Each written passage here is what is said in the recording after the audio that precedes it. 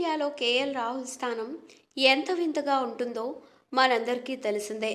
ఓసారి ఓపెనర్, మరోసారి middle order, ఇప్పుడు ఆఖర్లో ఆడే ప్లేయర్. కానీ ఏ స్థానంలోనైనా తన క్లాస్ చూపించే ఆటగాడు కేఎల్ రాహుల్ మాత్రమే.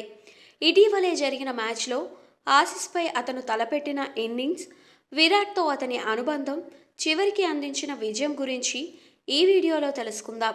టీమిండియా సెలక్షన్లో కేఎల్ రాహుల్ రోల్ ఎంత వెరైటీగా ఉంటుందో చెప్పలేం. వన్డేలో మిడిల్ ఆర్డర్, టీ20లో ఫినిషర్గా అవకాశం, ఇప్పుడు ఛాంపియన్ ట్రోఫీలో అదే 6వ స్థానంలో. కానీ ఏ పొజిషన్ ఇచ్చినా రాహుల్ మాత్రం తన క్లాస్ చూపిస్తాడు. నిన్న జరిగిన ఆసీస్ మ్యాచ్లో కూడా ఇదే జరిగింది. అక్షరా పటేల్ అవుట్ తర్వాత రాహుల్ క్రేజ్లోకి రావడంతో అసలు స్టోరీ మొదలైంది. రాహుల్ మీద ఎక్కువ డాట్ బాల్స్ ఆడుతాడనే అపవాదు ఉంది. కానీ ఈసారి అదొక అపవాదే అనిపించేలా చేశాడు.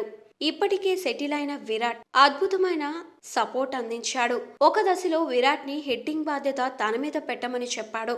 స్టిక్ రొటేట్ చేస్తూ, సింగిల్స్ తీస్తూ ఒత్తిడిని తగ్గించాడు.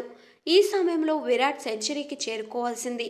కానీ ఓ పొరపాటు. రాహుల్ బాదిన 6 తర్వాత అదే ఓవర్లో విరాట్ అనవసరమైన షాట్ ఆడి అవుట్ అయ్యాడు. అయితే విరాట్ కంటే ఎక్కువగా రాహుల్నే బాధపడ్డాడు. మైదానంలోనే నేను కొట్టేవాడిని కదా అంటూ విరాట్ను చూసి బాధపడిన రాహుల్ ఇంకా ఎంత టీం కోసం ఆడుతాడో చెప్పడానికి ఇదో మంచి ఉదాహరణ. ఆసీస్ టీం విరాట్ అవుట్తో మరింత కాన్ఫిడెంట్గా ఫీల్డ్లోకి దూసుకొచ్చింది. హార్దిక్ తర్వాత అవుట్ అయిన రాహుల్ మాత్రం ఎక్కడా బెదరలేదు. చివరి వరకు నిలబడి ఒక అద్భుతమైన 6తో విజయాన్ని భారత్కు అందించాడు. మ్యాచ్ గెలిచిన తర్వాత విరాట్ నేరుగా వెళ్లి రాహుల్ని హగ్ చేసుకున్నాడు. అది చూసి ఎవరికైనా ఈ ఇన్నింగ్స్ విలువ ఎంతటిదో అర్థమవుతుంది.